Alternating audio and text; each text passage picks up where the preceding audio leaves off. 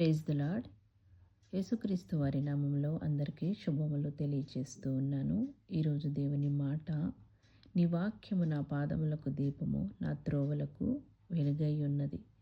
జీవితంలో మనం చాలాసార్లు ఏ దారి వెళ్ళాలో తెలియక అయోమయంగా నిలబడిపోతాం కదండి. ముందో కనిపించదు. భయము, సందేహము, అనిశ్చితి మన హృదయాన్ని కమ్ముకుంటాయి. అలాంటి సమయంలో దేవుడు మనకిచ్చిన గొప్ప బహుమతి ఆయన వాక్యం కదా.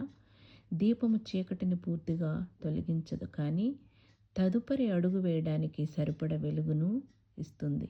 అలాగే దేవుని వాక్యం కూడా మన జీవితానికి సంబంధించిన ప్రతి దానికి ముందుగానే సమాధానం ఇవ్వకపోయినా ఈరోజు తీసుకోవలసిన సరైన నిర్ణయాన్ని మనకి చూపిస్తుంది. మన ఆలోచనలు తప్పుదారి పట్టించవచ్చేమో, కానీ మన అనుభవం మోసం చేయొచ్చేమో, కానీ దేవుని వాక్యం మాత్రం ఎప్పటికీ నమ్మదగినది. వాక్యాన్ని చదివే కొద్దీ మన నడక సరిచేయబడుతుంది. వాక్యానికి లోబడి నడిచే కొద్దీ మన మార్గం వెలుగుతో నిండుతుంది. ఈరోజు మనల్ని మనము ప్రశ్నించుకుందాము. నేను నా మార్గానికి వెలుగుగా దేవుని వాక్యాన్ని ఎంచుకుంటున్నానా, లేక నా భావాలనే నమ్ముకుంటున్నానా? ప్రశ్నించుకుందాం. దేవుని వాక్యమే మన జీవితానికి వెలుగై ఉంది.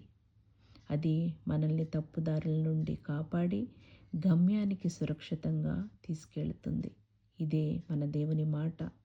చిన్న ప్రార్థన. ప్రభువా, నా జీవిత మార్గంలో నేను అయోమయంగా ఉన్నప్పుడు నీ వాక్యమును నా పాదములకు దీపముగా, నా మార్గమునకు వెలుగుగా చేసి, నా ఆలోచనల కన్నా నీ సత్యాన్ని నమ్మే కృప మాకు దయచేయండి. నీ వాక్య ప్రకారంగా నడుచుకునే హృదయాన్ని మాకు అనుగ్రహించమని యేసు నామములో ప్రార్థిస్తున్నాము. ఆమేన్.